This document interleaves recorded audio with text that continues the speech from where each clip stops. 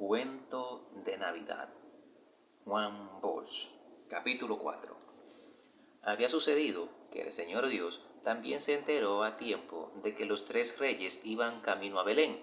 El Señor Dios estaba esa noche lleno de curiosidad, cosa que no debe causar asombro, porque se trataba de que su hijo acababa de nacer y quería saber quiénes estaban dispuestos a honrar a ese niño. El Señor Dios era de esta opinión: los hombres son locos y por eso no parecen malos, pero uno solo, o dos o tres capaces de ser acuerdo, bueno y puros, justifican todo mi trabajo, y con que hayan dos o tres en la tierra me basta para pensar que mi obra no ha sido un fracaso. Esa noche del nacimiento de su hijo halló que había cuatro, esto es, el simpático don Nicolás y los tres reyes. A los cuatro los veía él con gran ternura, y de la misma manera que pensó que don Nicolás no iba a poder hacer el viaje desde sus lejanas tierras nevadas hasta Belén a pie, y le envió el blanco reno y el trineo, asimismo pensó que si los reyes se atenían únicamente al trote de sus camellos, llegarían con algunos días de retraso, trasnochados y bastante estropeados. Por eso, desde allá arriba, él dijo: «Vamos, camellito, apuren el paso y vuelen un poco».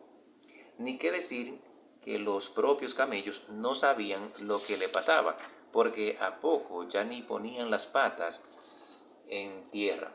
Sobre ellos, sus jinetes se llenaban de asombro, tal vez con la excepción de Baltasar, a quien los sucesos extraños le producían alegría.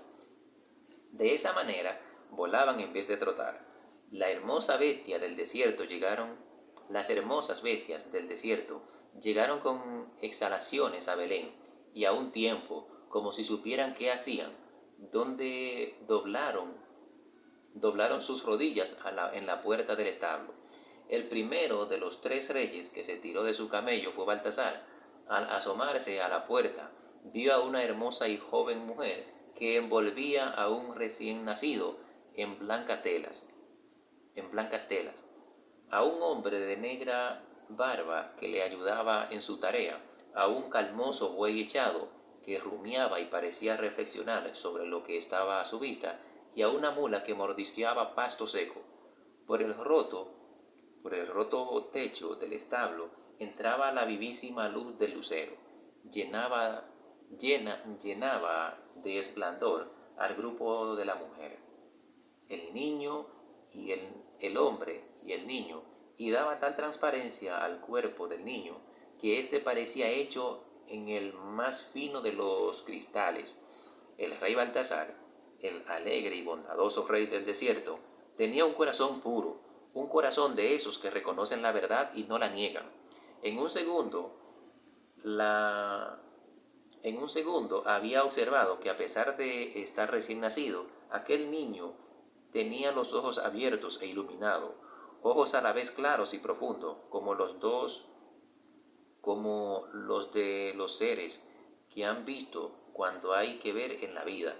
Entonces Baltasar gritó, volviéndose a Gaspar y Melchor, que todavía estaban sentados sobre sus camellos: «Majestad, aquí hay un niño que debe ser el Hijo de Dios». Esas palabras sorprendieron a José, quien no pudo menos que preguntar: «¿Tan pronto le llegó la noticia, señor?». Melchor se asomó a la puerta antes de Gaspar. También él miró, solo que lo hizo con su acostumbrada calma, estudiando la escena con mucho detenimiento. Ya se sabe que Melchor no se aventuraba a dar opiniones si no estaba muy seguro de lo que diría. «¿Es o no es ese niño el Hijo de Dios?», le preguntó lleno de entusiasmo el rey Baltasar. Pero Melchor meditó todavía un poco más, alzó los ojos para cerciorarse de que la luz que alumbraba al hermoso grupo era la del lucero. Contempló con verdadero interés al niño y terminó admitiendo: «Sí, ese niño es el Hijo de Dios».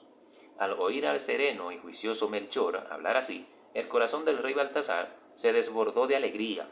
En verdad parecía haberse vuelto loco. Corrió hacia la puerta exclamando: «¡Es el Hijo de Dios, Rey Gaspar! Tenemos que darle nuestros regalos. Ha sido una suerte traer los tesoros para que podamos ofrecérselos ahora al niño». Oír Gaspar tales exclamaciones y saltar como si lo hubiese picado un animal venenoso fue obra de un segundo. «¿Qué dilastes son esos, rey Baltasar? ¿Te has vuelto loco? ¿Crees tú que yo voy a darle mis tesoros al primer niño que encuentre?» «Señor», agregó, elevando los brazos al cielo y levantando la cabeza, lo cual era un espectáculo bastante cómico, visto que todavía estaba sobre el camello y éste se hallaba arrodillado.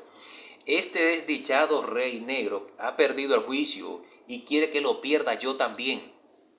Pero el rey Baltasar no ponía atención en las quejas de su amigo y compañero. Se dirigió a su camello y comenzó a descargar los tesoros. Viéndole actuar, el rey Gaspar casi enloquecía. «¡Melchor! ¡Rey Melchor!», gritaba, apelando al buen juicio de su amigo y colega. «¡Estás loco! ¿Va a darle sus tesoros a ese niño porque dice que es el Hijo de Dios?». Con su gran paciencia, Melchor le contestó: «Sí, señor, es el Hijo de Dios, y yo también voy a poner mis tesoros a sus pies». A poco más pierde la razón el rey Gaspar. Estaba livido. Era, en verdad, un rey de mal humor, que necesitaba de muy pocas cosas para sentirse colérico, y cuando se ponía así, la barba le subía y le bajaba sin cesar, del cuello a la nariz y de la nariz al cuello, preguntaba, ahogándose: «¿Pero cómo es posible que le den a ese niño todos sus tesoros? ¿No comprende que van a quedarse en la miseria? ¿Y yo? ¿Qué va a hacer de mí? ¿Creen ustedes que yo voy a arruinarme porque ustedes se empeñen en creer que ese recién nacido es el Hijo de Dios? ¿Quién me lo asegura?». «No charles tanto, rey Gaspar», dijo Baltasar. «No los asegura el corazón, que nunca se equivoca. Ve tú a verlo y después di lo que quieras». «Claro que iré, y ya verán ustedes que ese no es el Hijo de Dios». Ocupado en descargar sus tesoros, Melchor no hablaba. El rey Gaspar se lanzó de su camello, y tanta ira llevaba que se enredó los pies y cayó de narices en el polvo. Pero se levantó deprisa y entró al establo, dispuesto a probar que sus dos amigos estaban equivocados.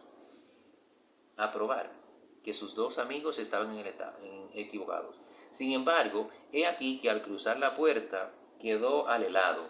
Allí estaba el grupo. El hombre y la mujer se veían en actitud de adoración.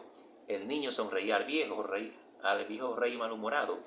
El buey y la mula parecían observarlo como si dijeran: «Vamos a ver cuál es ahora tu opinión». Algo sintió el rey en su corazón, como una música, como una luz, como un calor suave y bienhechor. Elevó los ojos hacia el techo y creyó que hasta el lucero esperaba sus palabras. Poco a poco fue acercándose al grupo, cayó de rodillas, tomó una mano del niño y dijo: «El Señor te bendiga, preciosa criatura». Y entonces se puso de pie y caminó hacia su camello. El rey Baltasar y el rey Melchor iban entrando con sus tesoros. El primero sonrió con bastante indiscreción, casi burlándose del rey Gaspar, pues el rey negro del desierto era más franco de lo necesario y con sus ribetes de burlón. Pero Melchor ni siquiera alzó los ojos. Ya afuera, Gaspar sacó de uno de los cofres 2 monedas de oro y se las guardó en su cinturón. «El Señor Dios me perdonará si me quedo con esta», dijo, «pero yo no quiero exponerme a estar completamente arruinado como este par de locos. A lo mejor más tarde hacen falta estas monedas para que ellos mismos no se mueran de hambre». Después cogió sus tesoros y los llevó hasta los pies del niño. Muy silenciosamente, los 3 reyes abrieron sus cofres, y a la luz del lucero sacaba brillo de los rubíes, las esmeraldas, los brillantes y el oro que había en ellos. Tanto era el brillo que el buey volvió sus pesados ojos hacia la mula, como queriendo decirle: Fíjate cuántas cosas hermosas han traído estos tres reyes. Con lo cual pareció estar de acuerdo la mula, porque también ella miró al buey y después fijó la vista en los abiertos cofres. No solo el buey y la mula, sin embargo, contemplaban aquel montón de riqueza, también el Señor Dios las veía desde arriba, las veía y sonreía, moviendo de un lado a otro la gran cabeza. Se sentía feliz el Señor Dios, no por los tesoros, sino porque su ofrenda significaba un homenaje a su Hijo, y como de vez en cuando el Señor Dios le gustaba las travesuras, se reía de que el colérico y viejo Gaspar hubiera guardado 2 monedas de oro. Ese rey Gaspar es un gran tipo, decía, y por la barba blanca de Gaspar le llegó a la memoria y de vez en cuando el Señor Dios le gustaba las travesuras. Se reía de que el colérico y el viejo Gaspar hubieran guardado 2 monedas y viejo Gaspar hubiera guardado dos monedas de oro. Ese rey es un gran tipo, decía, y por la barba blanca de Gaspar le llegó a la memoria la de don Nicolás, razón por la cual se preguntó, ¿pero qué será de ese otro viejo? ¿Por qué no habrá llegado todavía? De seguro que el tonto de reno se ha distraído. Los renos solo piensan en el pasto. ¿Dónde estarán ahora? Buscando con la mirada, alcanzó a verlo. Volaba a velocidad increíble. El brioso animal partía los aires con las patas de atrás juntas y extendidas, las delanteras dobladas por las rodillas y también juntas, el poderoso cuello erguido, la linda cabeza derecha y abierta la ventana de la nariz. Atrás, en el trineo, muy sonreído y muy tranquilo, iba don Nicolás. Llevaba sobre las piernas el saquito lleno de juguetes de madera, con el cual, echado al hombro, iba de choza en choza cuando cayó del cielo a su lado el reno con el trineo. El reno habló para decir, «Me parece que tú eres don Nicolás, ¿no?» «Sí, soy yo», oyó que le respondieron. A lo que, sin perder el tiempo, replicó el reno, «Entonces súbete aquí, porque el Señor Dios dice que si haces el viaje a pies hasta donde ves la luz, llegarás un poco cansado». Don Nicolás no era hombre de formular muchas preguntas, ni andaba buscándole dificultades a las cosas, de manera que le pareció lo más natural del mundo aprovechar la oportunidad que le ofrecían, y ni corto ni perezoso se acomodó en el trineo. A poco notó que iban volando, cosa que no le sorprendió porque tampoco tenía él la costumbre de sorprenderse. En esta vida todo puede suceder, hasta lo más inesperado, pero creyó del caso hacer algún comentario. Así es que le preguntó al blanco animal, ¿tú eres un reno o un avión? A pesar del ruido del aire, que era mucho, el reno le oyó porque volvió la cabeza para responderle. No hagas preguntas, porque no puedo perder tiempo. El Señor Dios es muy estricto cuando da órdenes, y yo recibí la de llevarte cuanto antes a Belén. Por esa razón, vamos volando, no porque yo sea un avión ni cosa parecida.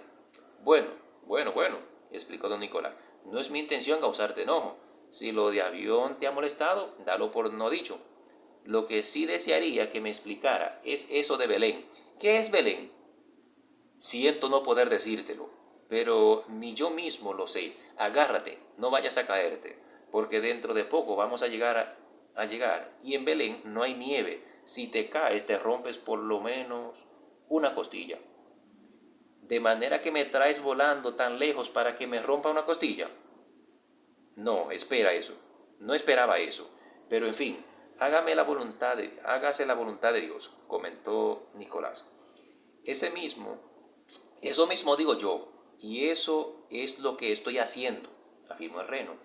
Fue exactamente cuando terminó de decir esas palabras cuando el Señor Dios acertó a verlos desde su altura.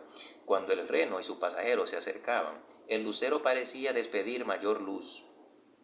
Era una fuente de resplandor, una creciente semilla de claridad, el más espléndido espectáculo que podía disfrutarse en la tierra. Hasta el reno quedó deslumbrado. ¡Qué luz tan limpia!, dijo. Don Nicolás opinó que, en alta voz que mejor que ver al lucero, en ese momento era ver la tierra para saber dónde iba a bajar. Estaba preocupado por la integridad de sus costillas. Ese es un problema mío, que resolveré por mí mismo. Y no me distraigas, que ya estamos llegando, explicó el reno. Así era. Un instante después el hermoso animal ponía sus 4 patas a la puerta del establo, y el trineo, que había descendido con tanta suavidad como si se hallara sobre montones de algodón, chirriaba ligeramente al sentirse frenado por el suelo. Aquí es, preguntó don Nicolás. Aquí, respondió el reno. Don Nicolás descendió con alguna dificultad, porque era grueso y de bastantes años. Súbitamente el reno se deshizo en el aire, con todo y trineo. Don Nicolás lo vio deshacerse, pero tampoco eso le resultó extraño. Era costumbre suya no asombrarse de nada. Con su saco al hombro, se dispuso a entrar en el establo. Pero en ese momento salía de allí 3 hombres vestidos lujosamente, con trajes que él jamás había visto ni imaginado. El primero en salir fue un negro de arrogante estampa, vestido de verde con turbante blanco. Le seguía un anciano flaco muy altivo, de manto azul y turbante dorado, en cuyo rostro destacaba una barba blanca. Por último iba un señor de talla mediana, también medianamente grueso, de barba negra y corta y amarilla,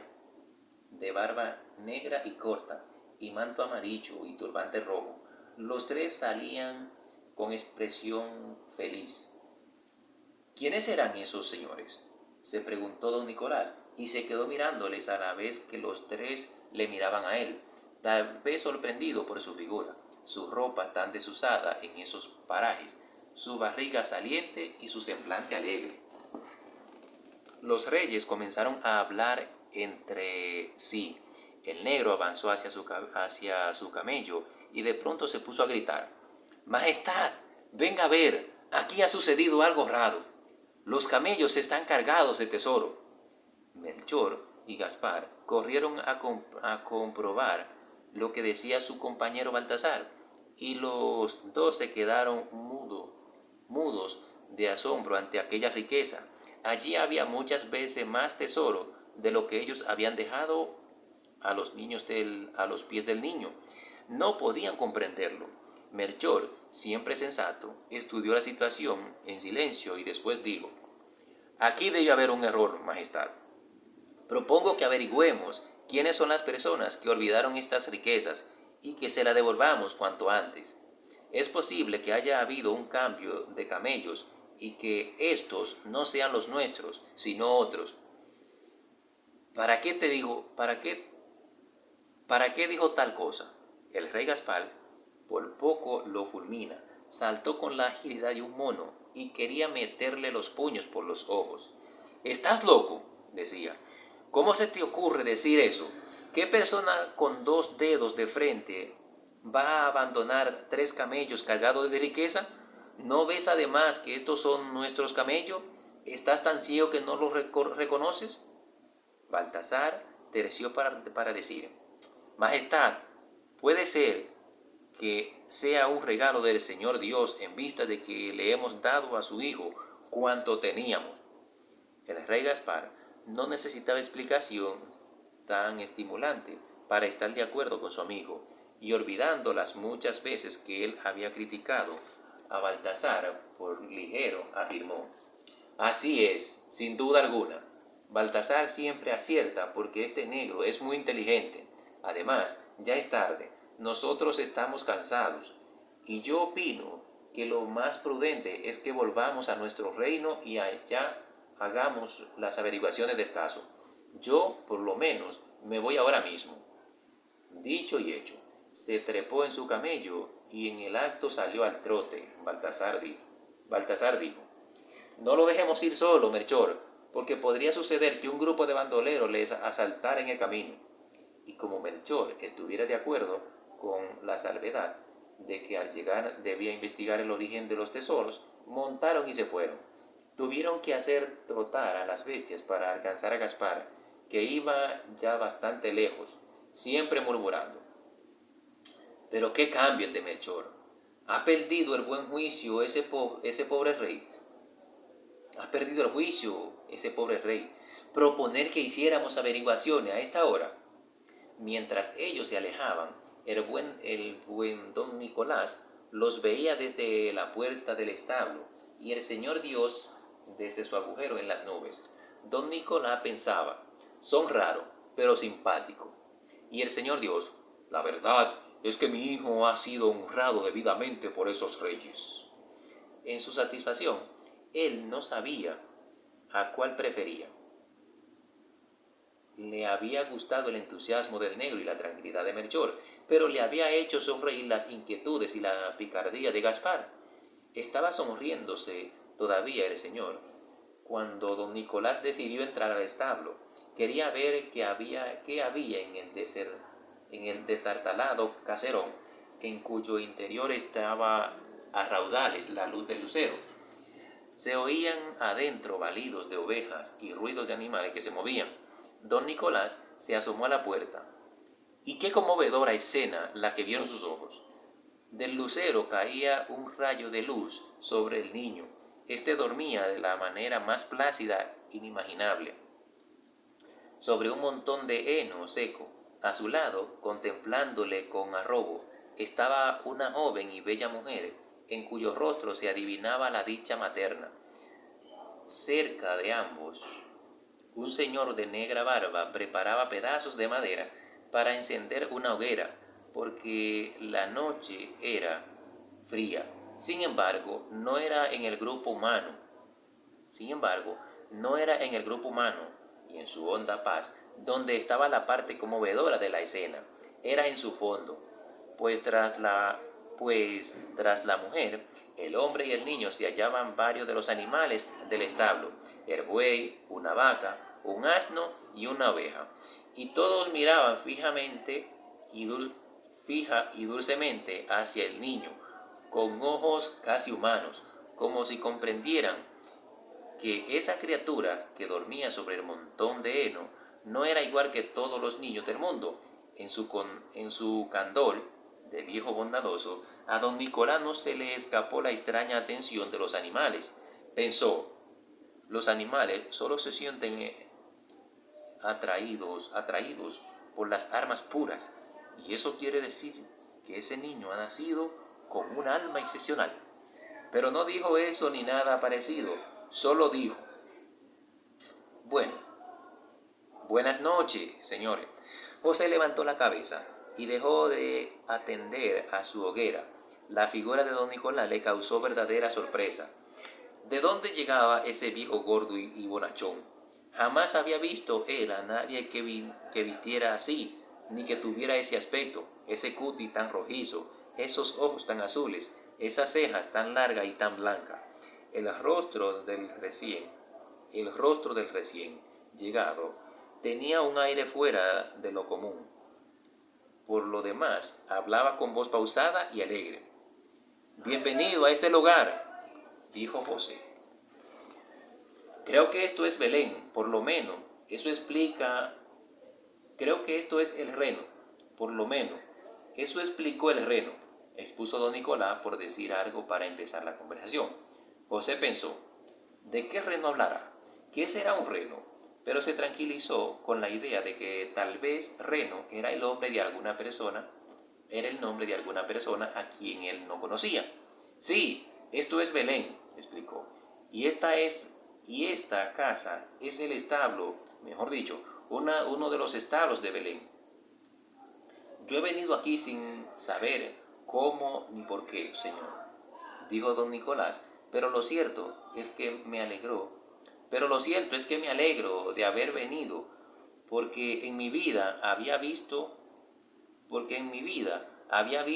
niño tan bello.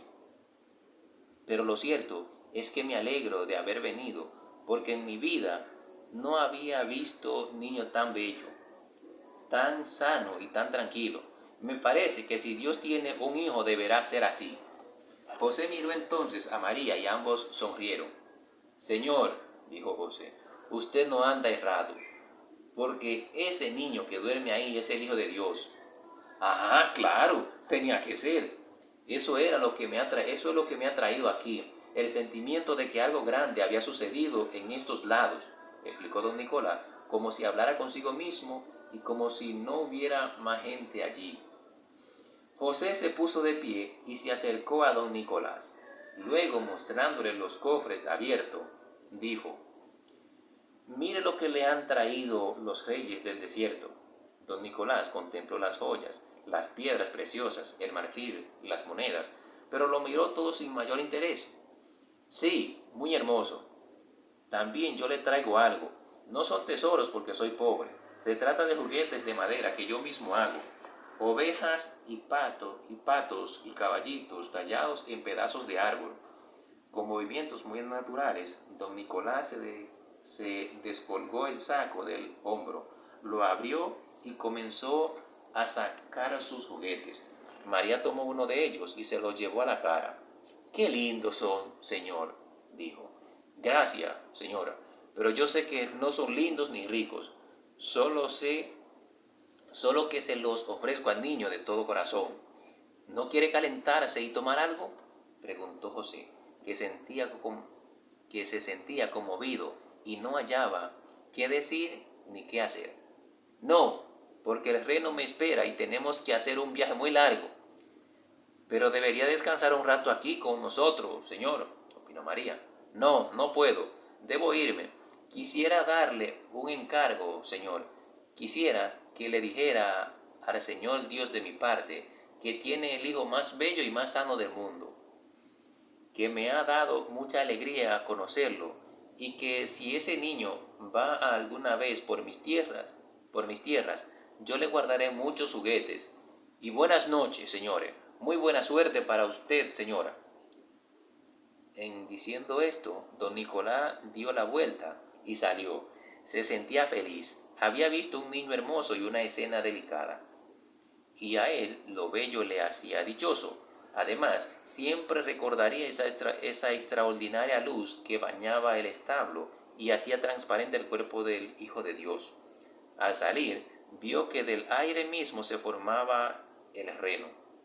Vámonos, que se hace tarde y no quiero líos. Por aquí jamás han visto un reno y la gente podría asustarse si me ve, dijo el animal. Vámonos, que se hace tarde y no quiero líos. Por aquí jamás han visto un reno y la gente podría asustarse si me ve, dijo el animal. Don Nicolás trepó en el trineo con la misma tranquilidad de antes, a pesar del mal rato que pasó cuando se acercaba al establo. Instantes después, iba volando a centenares de millas por minuto y a alturas que daba vértigo. En medio de su vuelo, el reno pensaba: me dan ganas de pasar cerca del Señor Dios para que nos vea y sepa que ya he hecho todo lo que me pidió. Lo cual era gran tontería del reno, porque porque, porque pasara lejos o cerca, el Señor Dios estaba mirándole, le seguía a través de los espacios, desde su agujero en las nubes. Al paso del animal, el Señor Dios se puso a pensar así: dentro de un momento don Nicolás se hallará de nuevo en sus tierras. Y quizá piense que ha soñado, pero no ha soñado.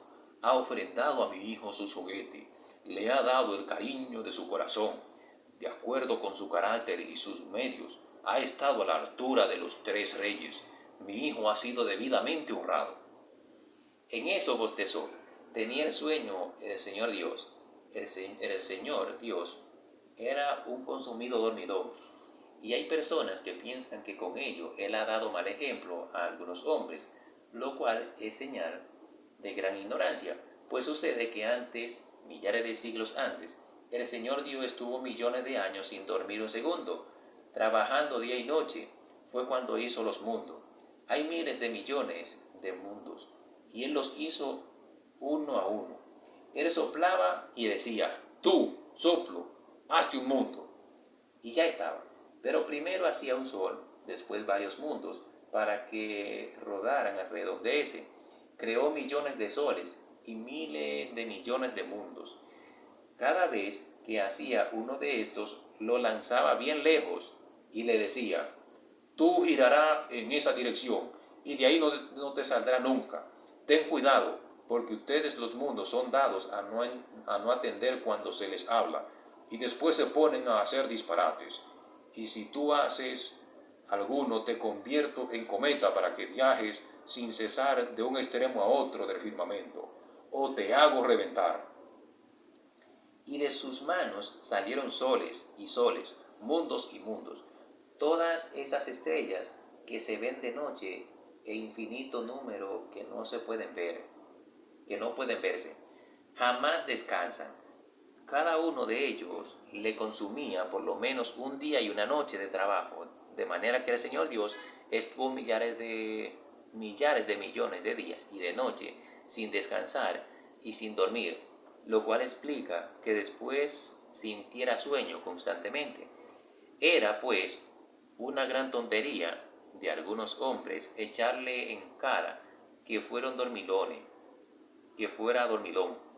Pero además de toda esa razón, el Señor Dios no tenía por qué estar despierto siempre, pues ocurre que después de haber hecho tantos mundos, Él escogió la tierra y en ella creó los animales, las aves y los peces, los insectos y los microbios, creó las plantas desde los grandes árboles hasta las rosas y las hierbas, hizo los mares, los lagos y los ríos, y al fin creó al hombre y a la mujer. Cuando estos estuvieron creados, el Señor les dijo: ahí tienen la tierra, para que la pueblen. Y les dio inteligencia a fin de que la usaran en conquistar la felicidad. Hecho todo esto, ¿de qué más tenía que ocuparse? La verdad es que de más nada. Y como se aburría mucho sin compañía alguna, allá arriba, lo mejor que podía hacer era dormir. Esa noche del nacimiento de su hijo, sin embargo, no se durmió inmediatamente porque estaba pensando en los tres reyes y en don Nicolás. Pensaba él, pensaba él que algo debía hacerse para que ellos le recordaran siempre a la humanidad el nacimiento de su hijo. Y de pronto halló la solución, la halló y la dijo en voz alta, a pesar de que era innecesario, puesto que nadie le oía. He aquí lo que dijo: a partir de este momento, los cuatro serán inmortales y cada año irán de casa en casa repartiendo juguetes entre los niños. Acabando de hablar, empezó a acomodarse para dormir, mas resultó que alguna idea le bulló en la gran cabeza. Pensó: pero los pobres reyes van a resfriarse si recorren las tierras de las nieves, y el buen viejo don Nicolás se ahogará de calor si tiene que visitar los niños de los países cálidos. Y ese pensamiento le desveló un poco. Tornó a dar vueltas, se arropó con una nube, bostezó de nuevo.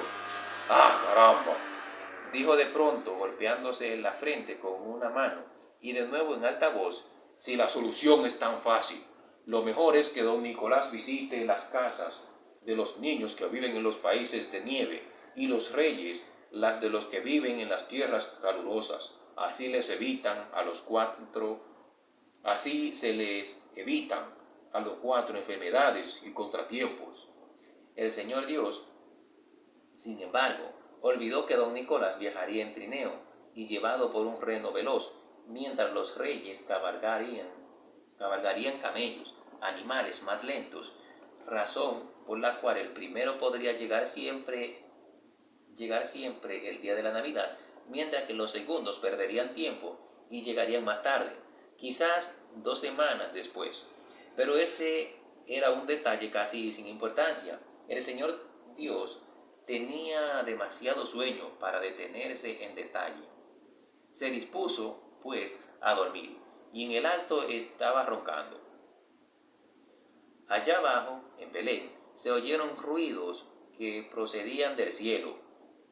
va a llover, va a haber tormenta, decía la gente mientras se apresuraba a recoger sus cosas y buscar abrigos. Ya está tronando, pero no había tales truenos. Lo que ellos oían era noche. Lo que ellos oían eran los ronquidos del Señor Dios, que duraron toda esa noche. A la salida del sol dejaron de oírse, lo cual no significa en manera alguna que el Señor Dios había despertado. Al contrario, dormía más profundamente. Ese sueño duró, por cierto, varios años.